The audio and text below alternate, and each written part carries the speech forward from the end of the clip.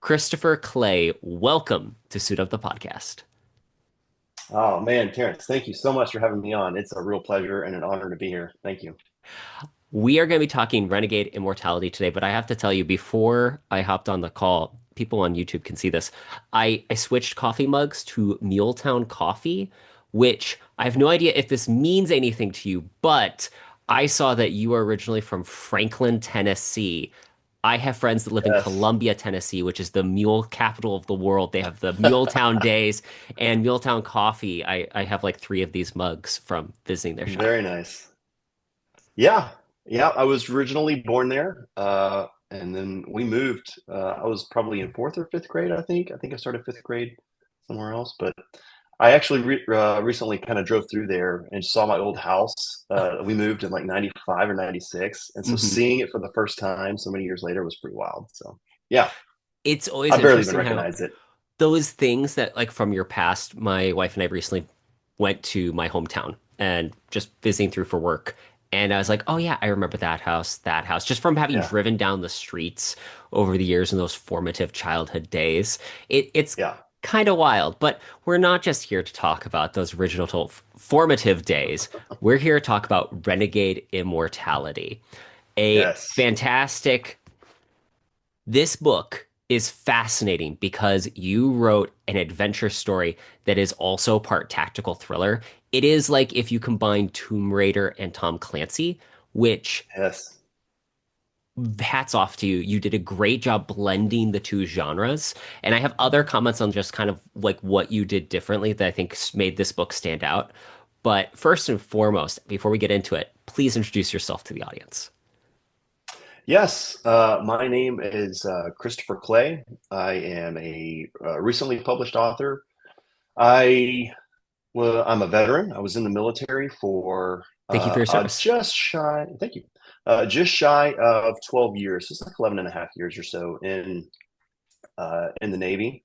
I got out in 2016 and became a cop. So I'm a police officer for a large agency in Central Texas. I can't really like specify Hmm. which one like Yeah. publicly, but I'm sure you could probably figure it out if you follow my social media and all that stuff. But this does not represent them whatsoever. But yeah, I've been a cop full time since 2016, and father of two kids, beautiful wife, and recently, over the last 4 or 5 years or so, started to kind of try my hand at writing. Hmm.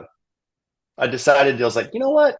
There were some stories and I had in my mind, and I was like, I write plenty of police reports day in and day Hmm. out. He said, she said, I could do this, and I did not quite realize what I was in for. It's a much bigger undertaking than just writing a police report. What was the thing that like tipped the scales? You're like, I gotta do this. I got to because everyone, Yeah. I'm sure you know this now, having finished a book and people go, "Oh, you wrote a book." They're like, I have a great idea. And you're like, "Oh, that's lovely. You do. I'm so happy for you." Because having the Yes. idea is the easy part, but actually finishing a book, Yes. it's a monster. It's a beast, and every book is different when you write multiple. So, like, Yeah. Yeah. what was the thing that made you go, okay, I think I can do this, and okay, it's getting tough. I'm gonna keep doing it. Well, yeah, interesting. Interestingly enough, I don't really consider myself like an author. I Hmm. have always been a storyteller ever Hmm. since I was little. My mom was older and she was into, she still kind of like watched the old like black and white Uh-huh. adventure movies and stuff like that, Yes. Zorro. And growing up, I grew up in like a Western family, so I could ride a horse before I could like really walk. So like all the old westerns I was Hmm. into, and I was always telling my mom or my sister all these stories about, making up all these stories about Zorro and Roy Rogers and all these different characters. And I've always had a really big uh, imagination that's just always flourishing with stuff. And it wasn't really until 2019, my wife and I, and at the time just our daughter, we went on like a little weekend trip down to kind of by the coast here in Texas, down into Galveston, Hmm. and went to it's kind of it's a museum of sorts, but it's really more just a big attraction Hmm. called Moody Gardens, and they've got there on it's a huge like several probably a couple hundred acres worth of different attractions. Two of Hmm. the big ones are these huge glass pyramids. One is an entire ecosystem Hmm. in the of the rainforest inside, and the other is like a big aquarium. So it's got Hmm. all kinds of different aquatic life in there. So it's like, oh, this is pretty cool. I'm down with that. So we go inside and uh, we hit the rainforest one first, and you walk in and it starts you off at the top of Hmm. like the canopy of a rainforest, and then you kind of follow this like guided trail, birds flying over you, monkeys crawling kind of around you, and you kind of just traverse the different levels of a rainforest, and we get to the bottom and there's this beautiful pool and big colorful birds, waterfall, and some fake ruins to kind of go along with it. Hmm. And it just kind of made my soul come alive with something that hadn't been alive in a while.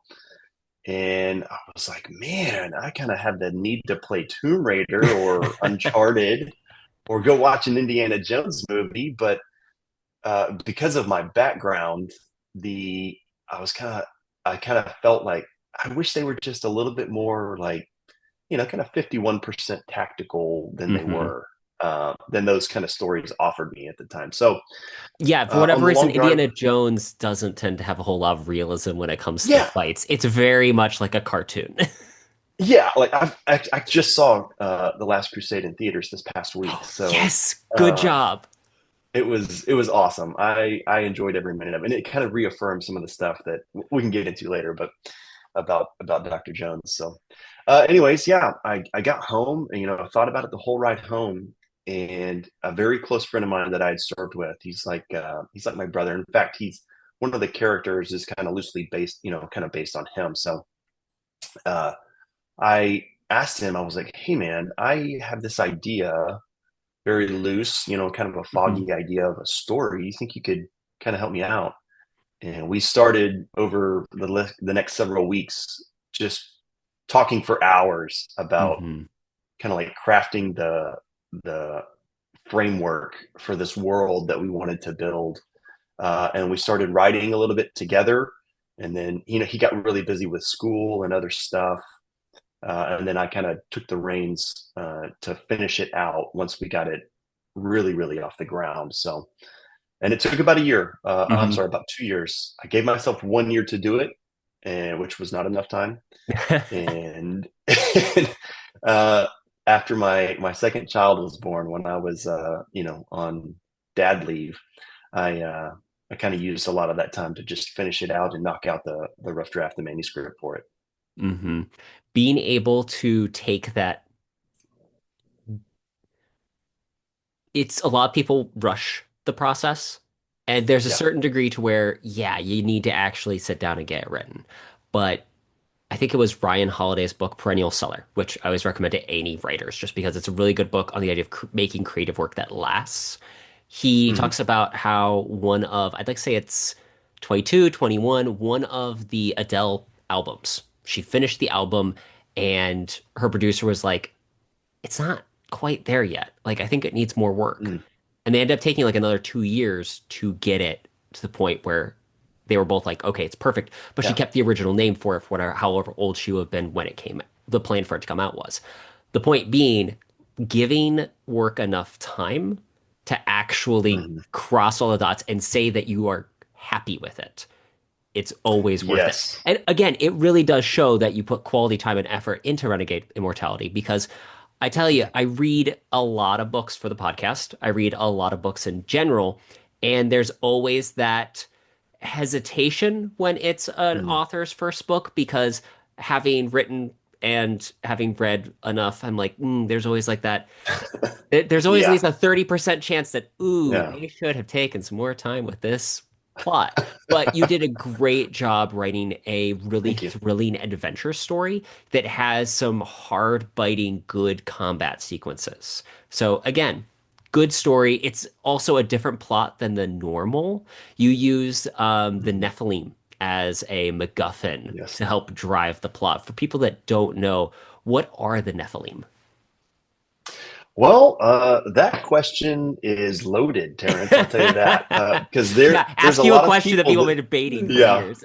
exactly, yeah. There's a lot of people that think a lot of different things about who they were. Um, as I understand it, in the way that I have it written in my novel, it's just at kind of the at face value that they are the hybrid children of angels and humans.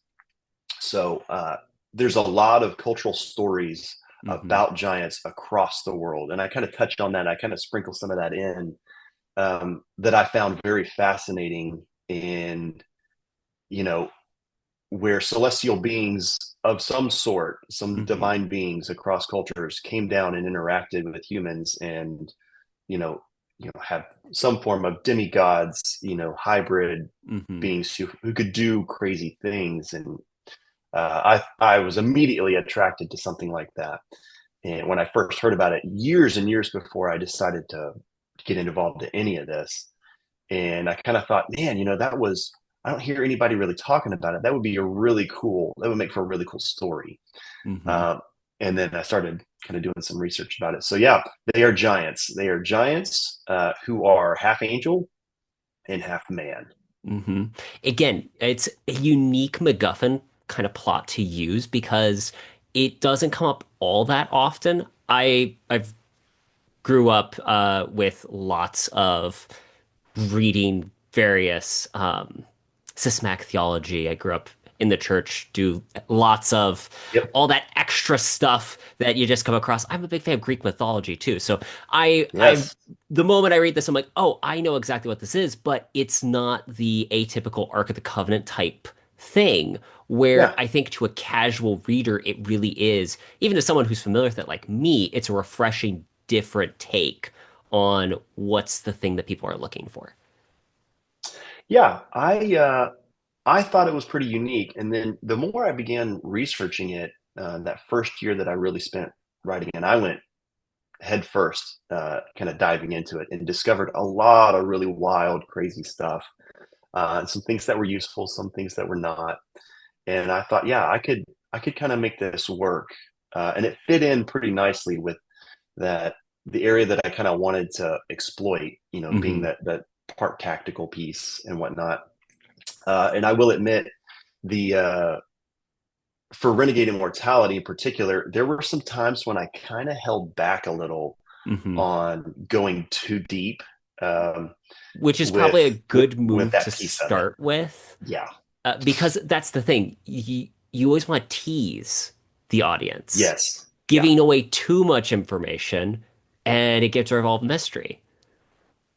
Yeah. The So I leaned a little bit more heavily, like kind of 51 to 55% more on the tactical stuff, it just came very easy for me to Hmm. write, put down on paper. So And to your some of the credit, other stuff you have the was experience harder. in it.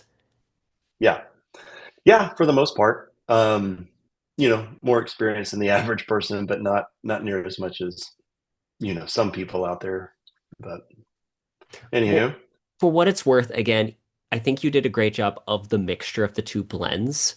I found both generally enjoyable, and you did a good job of balancing out, okay, if someone really likes tactical thrillers, they mhm, are going to get their full bread and butter here. And that's not something that you usually get when someone picks up an Indiana Jones-esque adventure book. It it brings a new flavor to it. And also, thing that I found really fascinating in what you did here. So typically, you have your main character, Cody. Normally, it goes sequence of Cody meets girl, girl goes on thing, and then, oh, girl asks for help. I'm romantically interested in her, so obviously I'm going to go save her. But that's not what you did yeah, here. Instead of it being a romantic dynamic, his sister goes on this mhm, archaeological adventure and then needs help. And I thought that was such an interesting choice because I think that in a lot of cases it's more realistic when you as a reader go, yeah, Would I go save some random girl that I just met 2 days ago, or would I save my Yeah, sister that I've known yeah, her entire life? right. The I've gotten not scolded, but I've been warned about saying this. But it is what it is. The truth is the truth.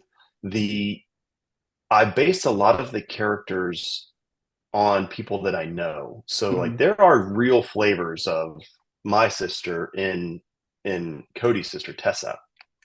And so like a lot of the dialogue between the two or some of these people's personality traits really and I thought that they did I thought it worked pretty well that they come out Hmm. just like how like my sister is fiery and like she's a little bit of a spitfire. She's 8 years older than me and grew up messing with horses her whole life and around cowboys and she is one tough cookie, let me tell you. And so yeah, that I didn't want to do just some kind of like classic romantic kind of Hmm. deal, um, but kind of also show that there's some tenderness with Cody, and he's kind of going through some stuff in this story, Hmm. and he's dealing with some decisions that he made and whatnot. All of which were kind of loosely based on decisions that I've had at some point, and so kind of like sprinkling in real life experiences there with kind of how some of these guys react to certain stimuli. Uh, Hmm. I think I've been told that people really kind of enjoy that. So I'm glad to hear that you've liked it too. Well, it has that authenticity that rings true. I I heard, I think it was Matt Bird's book on the secrets of story, the secrets of character. The comment was, people say write what you know. That's terrible advice to a certain Yeah, extent. You have to write what you know feels.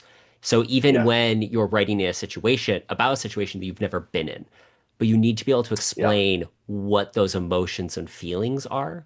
And I think that the sibling dynamic is an interesting one because you can tell when someone writes about siblings that doesn't have any. yeah. It's That's immediately true. different. One Man's Treasure, my pulp adventure novel, the two Yep. brothers are the main characters. A lot of the dynamics are things I pull between my brother and I, and just Yeah, having having that feeling that I understand and can compute between them brings life to the story in a way that makes the unrealistic elements of it ring more interesting and more true. And I think you did a great job with that in Renegade Immortality, where drawing those real life relationship elements hmm, grounds the audience and grounds the characters. Also, like a lot of us have siblings, so we know when someone is writing and they don't. yeah, yeah. I fully agree. Yeah, the same holds true for some of the for our good guys. Hmm. That they are those relationships are based on real relationships that I have with some of my close friends, and their interactions are very you know very realistic in how we Hmm. act around each other and towards each other. Yes.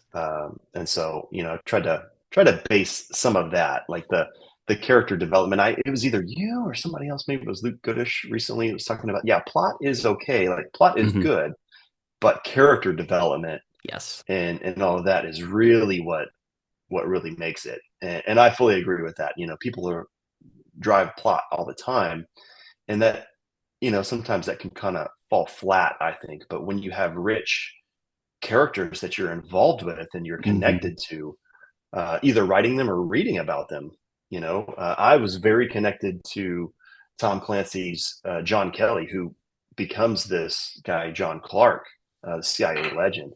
And I could not put that book down because I was so invested in his character, Hmm. just reading about it. So, yeah, kind of try to mix some of that in as well. Well, I think that that's something that tends to be a pitfall with adventure fiction is a lot of writers start making, okay, it's all about the MacGuffin, it's all about this adventure. It all becomes Yeah. matter, the sets, the scenery. And this was an issue we actually came across with The Fountain of Youth. Did an Mm, episode on that with Justin Scott. When everything is about the settings and the story, but your characters are so bland and underdeveloped, I'm yeah. not interested in it. None of the sights or sounds mean anything to me because the person in them is boring. Like video games, Yeah. I think have this interesting space that they can fill where you are able to step into the character's shoes in large part. Mm. And that's what makes, in a Yeah. very real way, that makes the story more interesting. And so they can play with that like empty space. The same thing with Indiana Jones. Like Indiana Jones as a character is kind of one note and undimensional, but because it's Harrison Right. Ford Yeah. in his charisma, like, Hmm. okay, uh, just since you recently saw The Last Crusade, I have to ask, what did you think about seeing it again on the big screen? Was this the first time you'd seen it on the big screen? Yes. Yeah. It came out in '89. And so I was 4 years old when it came out. And so there was no chance of me seeing that. I couldn't have appreciated it at 4 years old. But I do remember seeing it on VHS, if Hmm. you remember those, when I was a kid several times. And like, I thought it was cool, but I didn't really grasp it. And it wasn't really until I got into this genre that really kind of gave me a much deeper appreciation. And man, I went with my big brother and one of my close friends. We work together and have for several years now. It's kind of not a blood type of thing, but in any case, we went on Wednesday night and it was just absolutely amazing. It Seeing it in the big screen and the sounds and like all of the stuff, those it really makes everything pop, particularly uh not just the side characters, but like the again, relational dynamics between Sean Connery and Harrison Ford. Man, they nailed that relationship, that father son dynamic so well. And just some of the stuff, just really like they're towards the end, when they Hmm. go to forget what it's called, but it's actually Petra. Yes. Hmm. Uh, but just seeing that was uh, visually fantastic. Visually fantastic. You left just when you're becoming interesting is That's like right.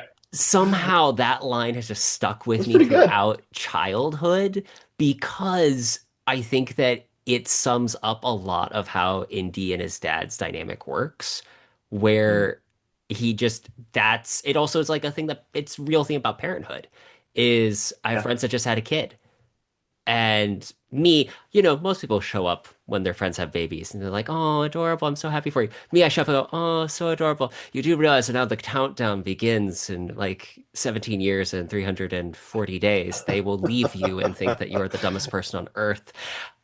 Just Yeah. encouragement like that is how my friends really appreciate me. Yeah. The Having kids is a difficult thing. And if you read in anyone else who reads Renegade Immortality, they can they'll get that pretty early on in the book. Hmm. And they can be the best thing in the world and they can be one of the roughest things in the world to kind of have to deal with. But yeah, I think that they played out that relationship in Crusade uh, very well. And I read recently, actually, that they the actors gelled so well together that a lot of that was just them, Hmm. which is kind of cool. I thought was interesting. I can there are some movie sets that I'd love to have gotten a chance to be on. Mm, And Indiana Jones and the Last Crusade is one of them because he's Sean Connery who's getting to play a kind of bumbling buffoon, which is not Sean Connery's like no, character. yeah, John Rice Davies, he was talking about in an interview, is like, when you met Sean Connery, he was 100% male, just like oozing charisma. And I'm like, yeah, and yet he plays Indy's dad so well. yeah, And effortless. effortless. A beautiful movie. I'm so glad you got to see it on the big screen. I watched it last year, I think, when it came on the big screen, my area. I got you to see it, and it was just like, oh my goodness, my eyes. I'm crying. It's so amazing. Yeah, And getting back to Renegade Immortality. See, the problem sure. is you brought up Indiana Jones, and so the Sorry. natural like segue moves there. But with the characters, one of the characters I actually enjoyed most in the story, and it's a very tricky line to walk, is kind of the central bad guy of the piece. Forgive me, I don't remember his name right off my tip of my tongue. But he's the guy that is arranging the whole dig, and you Mm, get a lot of his POV throughout it. yeah, And like honestly, you wrote him so that he was understandably frustrated, which is an emotion that I think all of us can empathize with. And then also you understand his like desperation, his needs, and he actually is still a bad guy. Like that's not an easy path to walk in constructing the main antagonist of a story. Yeah, thank you. I kind of developed him based on two people that I worked for. Uh, Being in the military, you get to work with some very interesting people, and two of which I did not get along with at all, but could never say anything. You Hmm. know, I couldn't, there was nowhere, there's nothing I could do about it. So I just kind of took some of their personality traits that I despised about both of them and blended them into, as best I could, into one person, someone who uh, has a taste of power Hmm. and just craves more, almost like an addict to it, and somebody who did not come from power and came from kind of nothing and clawed their way to the top from nothing, and really wants what, he's a have not and really wants to be a part of these people who Hmm. have in this in this, and so, and he'll do anything that he has to in order to achieve that. And I tried to kind of write him in such a way that he's not like, yes, he's the antagonist, but he's not necessarily the real villain yet. Hmm. And he's not really the bad guy. Kind of think uh, Emperor Palpatine Yeah. and Darth Vader type of person. Hmm. Like, he's there to do a job, and he's got some ambitions and whatnot of his own, but he's not necessarily the bad guy. You Hmm. know. In the Men's Adventure Fiction podcast, they recently interviewed Beau L'Amour. And great Mhm. interview. Anyone listening to this, finish listening to our interview, subscribe on the podcast, buy a copy of Renegade Immortality, and then go listen to Please. Men's Adventure Fiction podcast. But he made a comment that one of the things that made difficult for his dad's books, the Louis L'Amour novels, to translate to film is that there's very rarely a clear white hat, black cat in the story, Yeah. Hmm. which seems like it's a very like post-Western thing to have. But a sophisticated story can have an antagonist who isn't necessarily the big bad Thanos level villain. He's just Right. someone that is after a competing goal, and we don't like him Yeah. because he's doing it for the wrong reasons. Yeah, I tried to write this character. His name's Bartholomew Cox, That's and it. I I tried was like, to Brad? No, that's not Bart. Bart. Uh, yeah, I tried to make him and write him in such a way that you just felt gross, like Hmm. he's just feels, He icky, reminds like me of Frank there's Burns. something not there. Yeah, yeah, yeah. That's pretty good. Yeah. Yeah. So that seems like I did a pretty decent job at that. So thank you for that. But Hmm. yeah, he was very fun to write. Sometimes, being drawing off of people that I already knew and Hmm. that I thought very differently from. There were times when it was a little difficult for me to kind of get inside Bart's head and kind of like play this antagonist role that does not come very naturally to me. Hmm. Well, you also have a But that's really the good. fun in writing. It is the fun in writing, and that's where you did a good job of continuing the tension rising as the archaeological dig is going on, and you just feel the heat slowly rising, so that the characters are starting to go, "Hey, I can't quite put my finger on it, but something is wrong. I should probably get out of this." Yeah. Yeah. And I'm sure, as you're aware, you have these ideas and these big plot points and you Hmm. build the framework for your story. And then as you're writing, you're like, how am I going to get them? I mean, I can see how like it naturally goes into this, but how am I going to get them out of it in a way that you don't have to suspend disbelief too much? I think the thing you really So captured yeah. well is that sense of people will kind of tell themselves anything to get what they want, even when there are Mhm. clear signs that this isn't the best choice for me to be making. But because that carrot you see is so big, you're willing to lie to yourself to get it. And that's actually a theme that you kind of have set from the very start of the book in a lot of Hmm. ways, where Hmm. Cody makes a decision thinking, this is what I really want, only to realize that was not the correct decision to make at all. Yes. I personally was faced with a decision very similar to that, and luckily, kind of had my own supernatural encounter and Hmm. made the correct decision. So I feel very good about that. There are times when I still kind of think, like, man, I kind of wish, or I wonder, I should say, not wish, but I Hmm. wonder what life would have been like had I, you know, everybody has some of those central, probably four or five like decision points in their life when it's going to completely alter your trajectory, depending on which way you choose. And there's times when I kind of consider like, I wonder what would have happened, when I die and I meet the old man, maybe he'll show me like, oh, this is what would have happened. It wouldn't have been good, but this is what it would have looked like. There's a economist that I enjoy following called named Nassim Taleb, and he wrote a book called "Fooled by Randomness," the concept of the basically that excuse me alternative path. Mhm. It's far too easy for us usually to look at the alternative path and go, "Oh, but things would have clearly been better."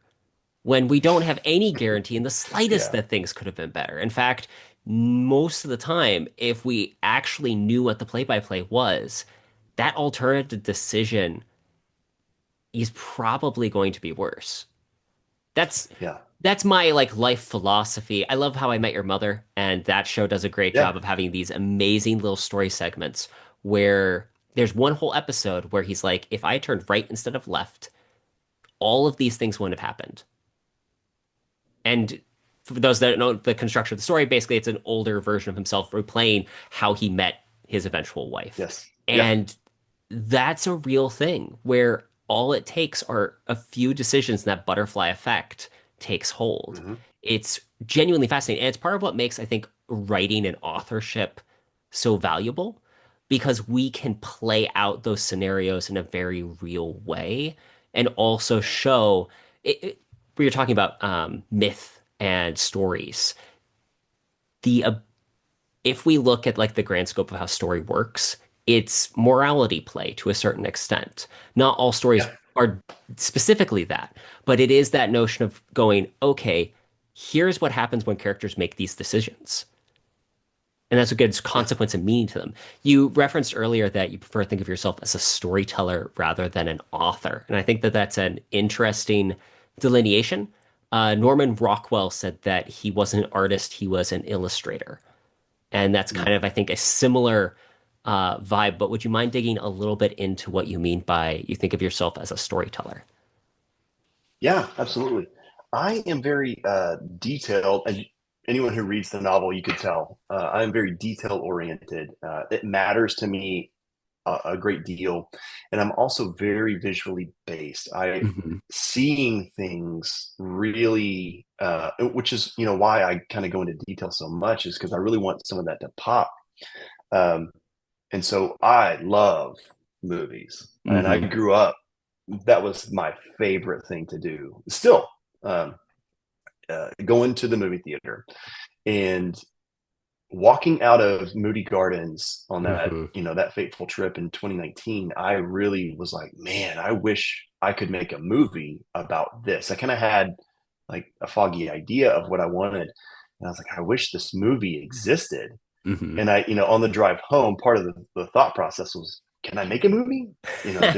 Could I do a movie? And there's plenty of people that do it. They just, they come out in varying levels of how well put together they are and edited and so on and so forth. And then I thought, I don't know that I could do that. I would love to tell the story that way. Hmm. Um, but I can write. Anybody can, kind of put words together. And I was like, I bet I've been known to be, kind of overly descriptive in my police reports, which actually has never harmed me once. It's I just was some gonna people say, don't like to read that much. I was genuinely curious, like, what do your superiors say when they read your reports? They're like, I mean, I really wasn't quite buying this one character's motivation here, but Yeah. the third The act, it needs some work here. Yeah. The I never really had it bite me, but some were like, man, like I was really involved in it. I was really involved in this call that you took last night. I had to approve your report, and wow, I was like, okay. So that's kind of what gave me like the initial confidence to try writing as my outlet, as my story, as my way of Hmm. telling stories. So it's and it's kind of actually become really therapeutic. I know that some people, uh, it's a struggle and it's a Hmm. process, but I think about these stories and these ideas day in and day out, and I'm sure you do too. And it's just constantly like bombarded mentally. My wife's like, "Are you okay?" I'm like, "Yeah, I'm just thinking about this scene." And she's like, "What scene?" I was like, "Ah, don't worry about it. I'm building. I've got it all up here." And Hmm. like once I kind of have it figured out, it's like it's burning in me, and I have to get it out on paper somehow. And it's just like burrowing a hole in my head. Hmm. So It's yeah, like any that's discipline. It's when you start yeah, getting like that hot hand and you're like, I gotta keep rolling. I feel the momentum. The muse is yep, speaking to me. yes. Some people in there early on, there were some times when I would sit there and have some form of like writer's block. Hmm. And I listened to a podcast. I'm a fan of Jack Carr, and he had Hmm. on uh, Stephen Pressfield, author of Hmm. Gates of Fire, Mm. which I read early on in my military career, and that book really spoke to me for a number of reasons. And in the podcast, they were talking about writer's block and this and that. And Stephen had given Jack Carr some advice, and that you're a professional, you don't get writer's block, and you need to shape your outlook on this a little bit Hmm. differently, and just be disciplined, like you said. And I kind of thought about that. I was like, yeah, he's right. He's like, painters don't get painter's block; they just paint, and so on and so forth. And I was like, yeah, that's a really good point. And ever since then, when I've really thought about that, if there if there comes a time when I'm stumped at the computer, then I usually just take 10 or 15 minutes, play the scene out like a movie in my head, Hmm. and kind of watch it with my eyes closed and think, how would I alter this or edit it a little bit to achieve the goals for this chapter or whatever. And then I just go right back to writing, and it's done. Hmm. The I find every book I'm writing is a little different in which what the Mm-hmm. struggle tends to be, depending on the Yep. characters, depending on the setting, different things require different levels of research, or there are times where I wrote one story and it was like, okay, this character is a little too much like me, and how they're reacting to situations is more bothering me about what it says about me than it does what they're actually Yeah. doing. Have you found, I heard in a previous interview that you're working on the sequel. Yes. Are you finding that there's much difference between how the last book came together and how the next one is? Um, yeah, you hit the nail right on the head there. With There are things that you struggle with from one book and may not necessarily in the other. In Immortality, I kind of struggled.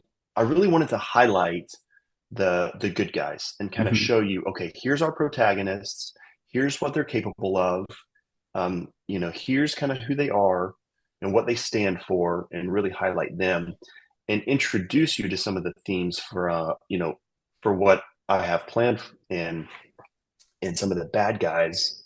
And then on book two, what I'm currently working on, I have scaled the protagonist down a little bit and Hmm. highlighting a little bit more and kind of Ooh. going a little bit deeper into some of the mythology. And so Uh-huh. you'll probably see not a complete flop, but This is you're your dipping your Empire Strikes toe. Back. Yes, yes, it is. Uh, you know, the, in Immortality, you're kind of dipping your toe into, and you're being exposed to, like, oh, okay, I see what you're trying to do here. This is, I like this, or it's not for everybody. And then, as my big brother said, we were talking about this morning.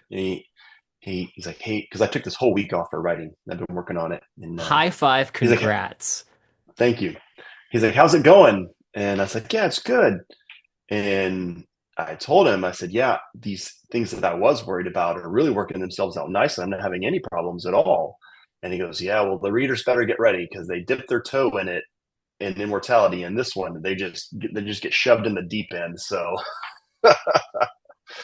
yeah, it's been really good. I've really been enjoying it. The process is much slower. I As soon as I finished Immortality, I started this one Hmm. and have kind of really been taking my time, like you said, not rushing the process, but I also admittedly have not been quite as disciplined in writing as often as I should. So Hmm.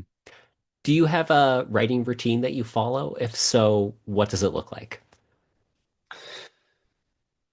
I try to build a routine. I do like routines, and I am most effective with them. The routine that I like the most is here in my office when it's nice and quiet. I have Hmm. all of the things that I need. Um, and cup of coffee, get up early. So, Hmm. like I said, I took this whole week off and set my alarm for 6:30 a.m. I get up, let the dogs out, brew my cup of coffee. By 7 o'clock, I'm at the computer and writing. Write until 11:30, 12, Hmm. like somewhere around lunch. Take a break for about an hour, and then go right back at it again until 3 or 4 p.m. And Hmm. then by that time, I'm kind of mentally spent. Yeah. And I generally I'm like, oh, I've got more. But trying to save that for Hmm. the next morning so I don't burn out. Hmm.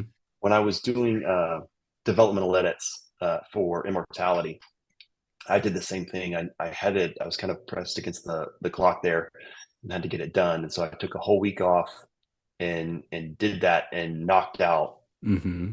almost all of it right, in that 1 week. But by Friday, I was calling my editor, my developmental editor at the time, who's awesome, and she was like, "Are you okay?" I was like, "I'm freaking out about this. Does this fit? Does this work? I don't know. I'm losing it." And it's fine. Just you're fine. Calm down. And it all ended up working out. But yeah, wore myself a little thin that week, but that process of having something fairly structured, probably from my military time, Hmm. having something fairly structured works well for me.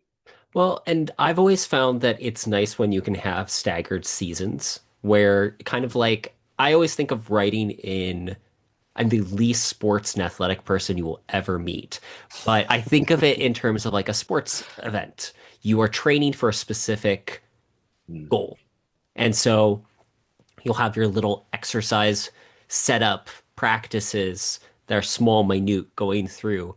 But then you have that crunch, that launch, that deadline that's looming that you have to show up and you have to perform and you do your best in that time. So it's really, I think it's pretty great that you're able to do the time. Okay, this is the week we're going to get some heavy writing work done. Yeah, we call those cold and on demand in my world is what that's called. You've got to show up, and do the thing right now, no warm up. But those small micro deposits Hmm. are what really build up that performance. So yeah, I totally understand. Um, there was something else I was going to add to that. Oh, yeah. Some of the other things that people have suggested, oh, just go to the library or go to a coffee shop. I've tried those and they failed epically for me. I do like sitting in the passenger seat. I'll go and park somewhere in a completely deserted like parking lot, sit in the Hmm. passenger seat, and then write from there. It's a little cramped, but I like it. It's not bad. I've actually weirdly found that driving helps my brain like get just the just staring out the car window Yeah, for a long enough yeah, time, the back of my brain starts populating with story ideas. yes. This last year and a half is the first time my job radically changed, where I went from spending average of 4 hours a day driving to very, very little. So it's just been interesting to see how that has played into the whole creative experience for me, where now, oh, this thing that was a silent engine for my brain's percolating Mhm. process is suddenly different. And now it's okay, need to reorient. Brian Holiday, loved the writer.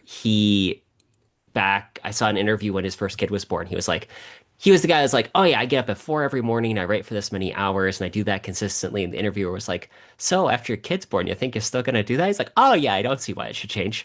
He was like, and his article is like, and I am now eating my words because it did change. And I think that's the constant Mhm. joy of writing is that we have this constant negotiation with what does the process look like and how does it work for my life and my existence because it Yeah. will continue to change and evolve as time goes by. Yeah, absolutely. It certainly has for me as I've kind of experimented with different techniques or really settings. I tried, listening to music and stuff like, and Hmm. I just couldn't have any distractors. Hmm. Also from Stephen King and Stephen Pressfield about, their kind of tips on what to do. And Stephen Pressfield is real big about, I forget what he calls it, but it's the force that Resistance. the resistance. Yes, Yes. the resistance, and it could be anything, and it could Hmm. be everything. Um, and so, removing all of those distractions, I think, for me, is key. My wife, however, she just finished her master's degree, and she can she can study and be Hmm. involved in it, like whatever it is that she's doing, with absolute chaos, nuclear fire going on around her with the kids. I don't know how she does it. God bless her. But I can't work in those conditions. Yeah. Yeah, I can, yeah. So, Renegade Immortality, it's a fantastic book. People can find it wherever books are sold online. I highly recommend. Very enjoyable read. Christopher, where can people go to learn more about you and your work? I'm probably most active on Instagram. You can find me at Christopher_Clay_author. Hmm. You can also hit me up on my website. I am working on some new stuff there. That is You going to actually have a be. good website. I do want to give you Oh, credit. I thank think you. that it very cleanly tells you this is who you are and what you can find out. Thank you. To give any of your listeners a kind of preview of what's to come, I envision myself building this world and kind Hmm. of creating something that people can enjoy. And one of the things that I'm planning on doing here soon that will be free and directly on the website is creating having short stories, kind of in like the blog format Hmm. of origin stories for some of these characters. Oh, cool. uh, yeah, so some of the protagonists, and then later on, as you get introduced to some of the other antagonists as the stories kind of go on, and see where some of these characters just get dropped into the story, Hmm. and through dialogue, you experience some of their background, but uh, something to kind of flesh that out, where certain sequences are just kind of grazed over in order to push the plot forward. Whereas these short stories that'll be readily, readable on my website will be in much more greater detail, and for anyone to enjoy. Hmm. Honestly, great idea. Friend of the show, Terry Mancore, he wrote fantasy series, The Spellmonger. Highly recommend. Really enjoyable. Normally not a fancy guy. But point being, he has this sprawling world of different characters. And you'll read the novel and go, I don't remember that hinted at event. Like, I've read all of these books and nothing.